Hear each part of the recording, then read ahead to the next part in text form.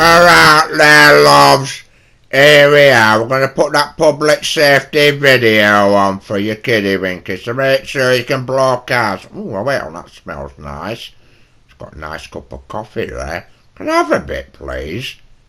An explosion to raise the stakes, but when you're planning to blow up a car for the cameras, you've got to make sure you know what you're doing. It's not just a case of light blue touch paper and retire. The explosion's got to look real, and it's got to be safe.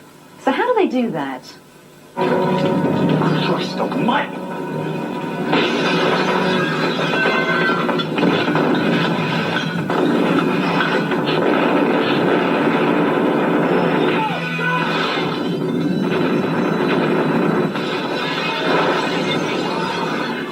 All these effects, called pyrotechnics, were created by the BBC visual effects team. They've designed dramatic scenes for Red Dwarf, Crime Watch, and many others. To carry out pyrotechnic effects, the designers take courses to qualify for a license. It's a bit like taking a driving test. Different certificates allow them to carry out a range of explosions up to and including small wars. About to fire! 3, 2, 1! Sometimes there's more than a bit of trickery involved.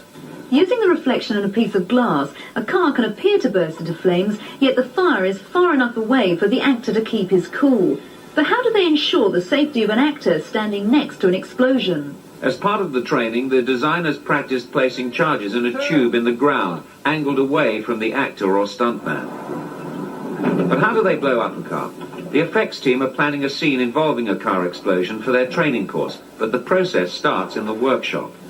In this scene, we are saying that a chap has had trouble starting this vehicle. He's got absolutely fed up with it, so he loses temper, he slams the door, he walks off towards the camera. We then find when he turns round, he's got a machine gun. He now decides he's going to shoot his car up, so he will strafe the car from front to back and eventually hit the petrol tank. The petrol tank explodes, off come the doors, boot and bonnet. The laminated front windscreen is taken off so that it can be blown away in one piece.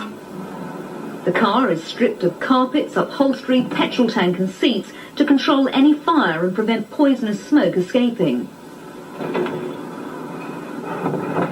The boot, bonnet and doors are removed and then loosely replaced with release mechanisms and a wire restraint. The wires control the flight of the doors and ensure they remain in the shot after the explosion blows them off. When you see high explosives put into a car and you just press a button and it's one bomb, you are left with just a smouldering bit of road. We like to see something there. If gunfire is involved, the bullet holes are added in the workshop. The holes are then covered with Fablon to reduce the amount of debris flying around. Then charges are placed behind each hole. They're then detonated to give the effect of bullets raking across the car. Meanwhile, tests are continuously carried out on the training course. Should be quite a warm, soft explosion with the wind taking it over that way. Right, on the count of 3. 3, 2, 1. And while designers work on various effects, preparations continue on the car. Firing lines are run into the car and the circuits are checked by blowing fuses. Working from a pre-planned design, 16 different charges are placed in the car under the supervision of the senior designer. Small detonators are attached to each window to shatter them milliseconds before the main explosion. This is to minimize the chance of flying glass. Similarly, detonators are attached to doors and boot lid, and charges are placed to blow the doors off. Large mortar-style charges and rams are then placed under both the boot lid and the bonnet to throw them up into the air. Small charges are placed to blow tyres out. The mass of individual firing lines, a separate circuit for each charge, are then laid out in such a way as to minimise the chance of any being cut by a previous explosion. All the lines are run to the firing box, which will set off explosions fractions of a second apart in an ordered sequence. Meanwhile, the armourer is getting ready. This gun's the Mini Uzi. It's a 9mm submachine gun. Gun's currently empty, so it's safe in its present condition. It's a real gun, but it's had a slight modification to enable me to fire blanks from it today. Work on the car complete, a plastic bag of petrol is placed in the boot to produce a fireball effect. The area around the car is cleared, and the final checks are made to ensure the full effect is captured as desired on the first take. Standing by. With cameras running, the director is now ready for business. Action!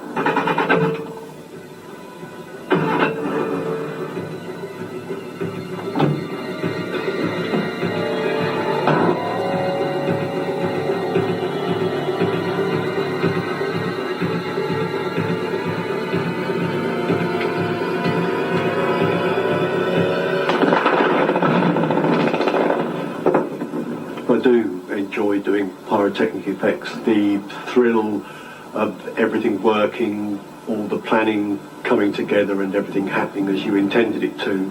First class. Thank you very much, everybody. So it's coming up to Christmas. So previously, this is what happened to our video. Right, George, I'm sick of tired of you not answering me. I'm gonna come round here and ring your bloody pink neck then, George. Look, you put me off my bloody driving. Look, I told you he's dead. Well, if he's dead, then I could spend all his money and the will he's gonna give me. Security's gonna give me all his money, surely, lads. Yes, I could take you out, lads, and get you drunk. And get you laid with lots of young ladies if you want, fellas. You like that? That would be a better show, him taking us out for a night out with the ladies. But unfortunately, you've got to watch this. I don't know why you're trying to change the subject, fellas, but I told you us Americans can do things a lot better than you. Since when? Well, we can have more better explosive car chasers than you. Or we could prove we got better explosions than you. Retinal scan, voice prints. But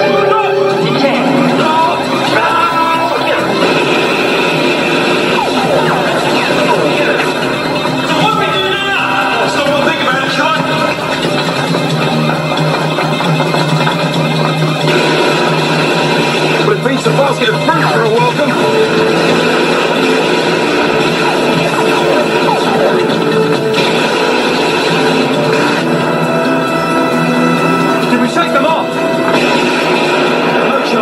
They're right behind us. Let's head for the fuel. They won't fire us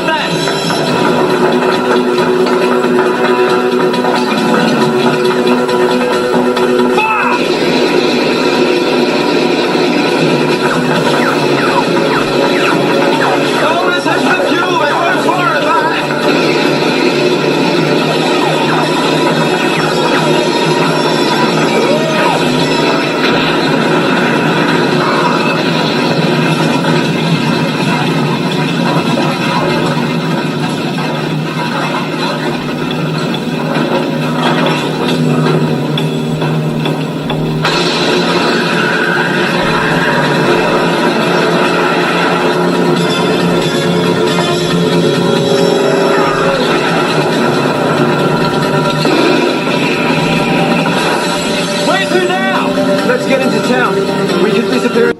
That was just pathetic. That was just a puff of smoke. No, it wasn't. I mean, we can do better than that, you know. I mean, we destroyed really expensive cars in England, you know. Since when? Show me your most expensive car you've actually destroyed.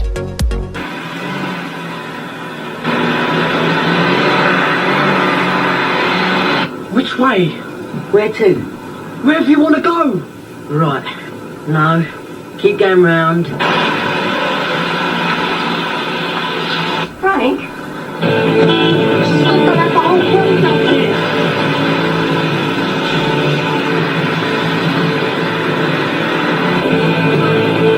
What is it? Old bird butcher. Get your head down! Get your head down!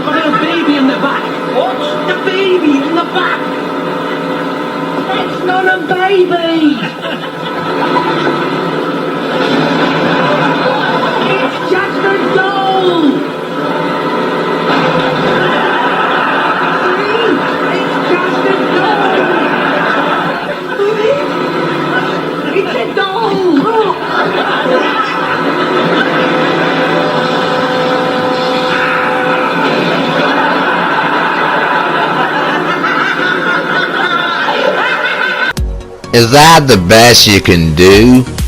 Well, we destroyed a Mercedes in it. Yeah, and Austin Maestro, and they're very expensive. Wait on, wasn't that Arnold Rimmer in that? I think it was, but I'm not too sure. He has a big H on his head, so it might not be. Well, it looks like you had a nasty accident there, and you're gonna get that paint job sorted out then. I might do. What was wrong with that? Well, fellas, we're meant to be talking about the damn vehicles, not TV products and getting in competitions with other people. Anyhow, there was not wrong with Red Dwarf, were it? It's like American version of Star Wars, isn't it? Is it hell? It's like Star Trek. Is Red Dwarf in it? Fellas, we're just going off the beaten track. I mean, we're showing clips now. We're going to be talking about vehicles. Lads, I really need some help. I can hear that dodgy motor coming. You know, that dodgy vehicle. Never mind you arguing with the fellow Americans. I mean, they can do things better than us. No, they can't. Yeah, never mind arguing with them. I'm in trouble, lads.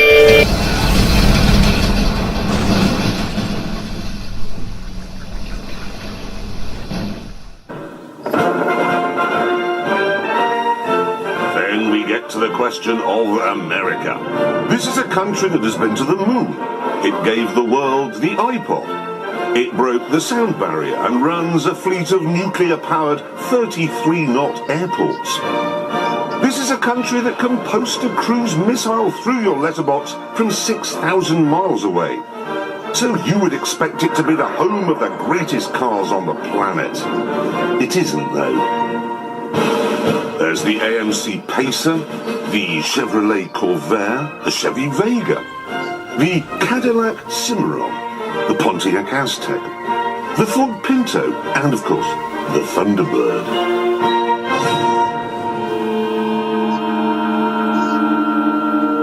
And then we have these two. On your left, the Lincoln Continental Mark IV, and on your right, the Buick LeSabre Custom. Both were designed to give the discerning American customer an unrivaled blend of craftsmanship, power, and luxury. And here we have a modern European equivalent, the BMW M5. It is, of course, a lot more expensive. This one is around £85,000. But there's a very good reason for that, as we shall now demonstrate. Well, not us. No, obviously not us. No, we've entrusted the job to someone very special. We've dragged him all the way up here to the car park of Darlington Football Club. Ladies and gentlemen, please welcome the Stig's Yorkshire cousin.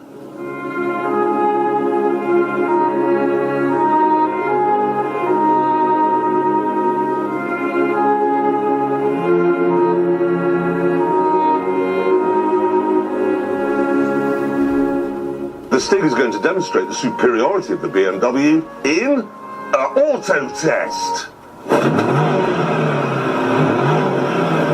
So here goes Tut Stig on one timed lap. On spinning away, all of the Beamer's 560 horsepower burning into the Darlington Football Club car park there. First obstacle, okay, it's the donut box. Tut Stig making use of the BMW's brilliant 50-50 weight distribution. And now, two almost perfect donuts. He slowed down. How's he doing that? He's sped up again. And he's out. Tut Stig now exiting the box, heading back down the car park to the double left-right chicanes. How's he doing there? He's turning the wheel one way, then the other, and now he's going round a corner very fast. Smoke coming off the back of the tyres as he goes round some tyres, and soon he'll be driving into an imaginary garage made out of green cones. You just watch this. There it is! Right, he stops by pressing the brake pedal. Now he puts it in reverse, ready for the J-turn. Reverse as fast as you can, flick the wheel, jam on the brakes, front will slide round. The 2-ton Beamer, there it goes. And here he is now with... He's slowed down again! No, wait, he's back to full speed. And that's a good thing. All he's got to do now is get to the finish line and stop. Now.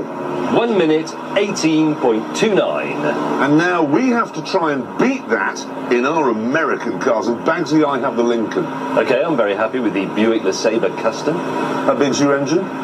5.7 litres. 7-litre V8 motor. 160 horsepower in the Buick. It's 200 horsepower, okay? How do they get so few horsepower from a V8 motor? I don't know. But it isn't about power anyway. This is about agility, precision. Fortunately for us, the rain had come, meaning our slides would be easier. 3, 2, 1. And we're off. Right, here he is. Into the box for the donuts. Squeeze the brakes. Oh, he's locked up.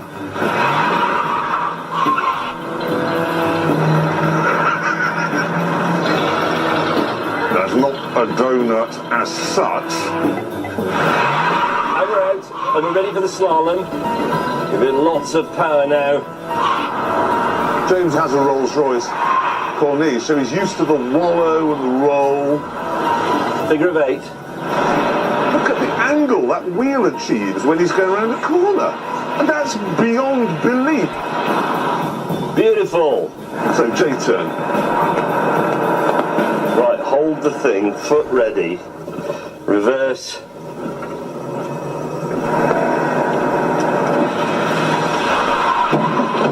That'll do. This is really a shambolic display, demonstrating that the car must be terrible, because James is very good at this. A little bit of understeer as he heads for home to stop precisely in the box. 3 minutes, 34 seconds, 0.85. With James having doubled Tut Stig's lap time, I was feeling confident in the USS Lincoln. Massive wheel spin. Oh, look at that. One of the big problems I have is that I'm sitting over 10 feet from the front of the car. The bonnet itself is 6 feet 6 inches long. Power! No! Stalled. In Europe, cars are built to the nearest millimetre. In America, it's to the nearest foot. Come on, you wazzock. Power! And he's out. He's out and he's heading for the slalom. I'd stand back. Now, lean in! Whoa! Lovely to watch. Look at the way it just darts. It's like a mountain goat, the way it... Oh, and he's lost the hubcap. 3-speed gearbox. The Americans, of course, terribly confused by the concept of 4 or 5. 6 is something they don't understand at all. Oh my God. Well, us fellow Americans can do it a lot better than you British then, can't we? Since when can you do it better than us then? Well, I've just proven it. You lot can't even build a decent English vehicle because you had to use a German vehicle. Well. Don't make a good excuse up, man. What you doing? Oh, I'm trying, alright. I mean, he's sort of got us there, hasn't he? I mean, why did we use a BMW? I mean, why didn't we use an Austin Allegro or Austin Minor or what about a Stag or an Interceptor? Yeah, maybe because they're old and they're all running and they're all falling to bits. Look at our good quality cars back in the 70s, they're still going. That's right, aye. The American has got a fair point there, fellas. That's right. Yeah, they got the better cars, and they're better looking cars as well. I like the look of American cars. Yeah, but they don't handle very well, do they? I mean, look at the size of it. Like quality Mr. Clarkson said, they don't work by millimeters or anything, they go by inches and feet or foot. I mean, who needs a car that big? Well, our country's bigger than yours. You know what I mean? You're just a little popsy little piece of land in the North Sea, ain't you fellas? Well, wait on. You emigrated from, well, they're descended from us, aren't they? Yeah, that's right, they are. So, don't get all lippy about it. Come on then, Captain Know-it-all. Give it some up. I think you haven't really realised, but your friend isn't here no more. Yeah, he is. No, he's gone. That little red car got him. A pure American car. Yeah, you're alright. You don't have to rub it in. Yeah, that's what. And another thing, you're driving an American vehicle as well. And you're trying to compete with us when you're all hypocrites and you're actually driving an American V8. Well, he's got us there again, hasn't he? Well, Big Brav, do something, alright? What the hell do you want me to do about it? Alright? I might sort him out. He's giving us a bit of lip, Brav, alright? Well, you actually deserve it, don't you? I mean, there you are, picking on that other geezer because he won't tell you all the dirty little details about what he got up to on his third day. That's right, you tell him. But the thing is, what I'm getting at is my little brother has been changing the colour of his vehicle all the time, hasn't he? And this time, he's been telling, what's your name, mate? My name's Mr. Sprout. You're not meant to give out your real name when you're playing online, you idiot. You've been picking on me all the time about the colour of my vehicle, and then you have done the same. You've made it brown. Why, is that the same colour as your teddy bear, is it? I don't have a teddy bear, mate. I have a nice dolly. Bruv, I won't really brag about your Lisa Weatherspoon doll, what? Wait on Captain, gorgeous, beautiful, or whatever Fifi it is. Don't call me Fifi, my mum calls me Fifi. Well, why did you go round the long way? It didn't make sense, did it? See, and now if it was American, he would have gone round the shortcut like we would done. I mean, we're just the greatest.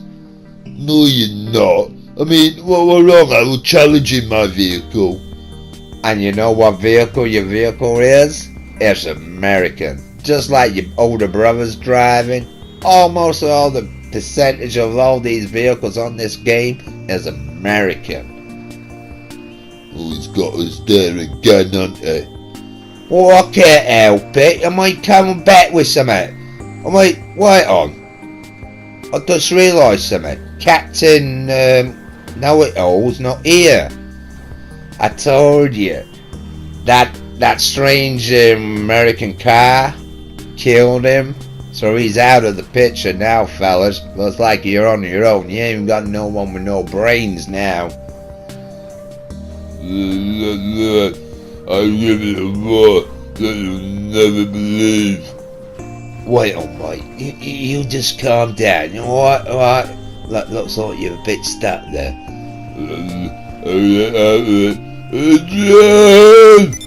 Wrong movie, I keep telling you. Why you keep mixing both of them movies up for? What? What? So, what I'm trying to get at, we're a bit stuck here, aren't we, Captain Gorgeous, aren't we? Yeah, we are, aren't we? Now we are trying to compete with Americans, and they seem to be beating us, aren't they? No, we'll find some decent footage to prove them wrong. I mean, end of the day, they didn't actually show what really happened. I'll tell you what really happened. That baboon big Yorkshire fella crashed that good, nice quality vehicle because he couldn't handle a V8. No, we'll find the footage. I mean, he wouldn't have crashed it. No. We're getting well snookered here. Where's Captain Slow when we need him? I keep telling you, he's not here no more. That's right, I even witnessed him getting blown up by that evil car. I mean, that's one thing we should be sorting out, you know. I mean, who is behind killing us all? I bet it's the producers, not me. Before you say anything, you're not blaming it's my vehicle.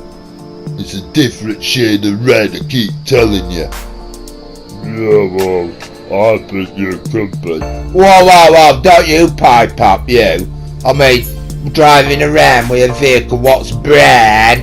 But you're driving a vehicle what's brown, just like my Teddy. Yeah, but my vehicle looks better in brown, doesn't it? Look, bruv, look, you're bullying him because he ain't actually telling you what dirty, naughty things he got up to on his date. Never mind that naughty stuff. I think the translator's trying to communicate to us. Oh, what? Hello? So you want to ask me some questions? I think there's something wrong with the connection. I'm a fail. I can't answer no questions. See, it's all going very funny. Right, for that, on that broken wing mirror, it's time to end the show. Bye, have a great day. Did you make sure you pulled every wire out? Make sure the audio and everything's off. Yes, I pulled the wires and everything went dark. Adrian! I'm scared of the dark. Never mind that. We don't want people to get suspicious what we're up to, alright?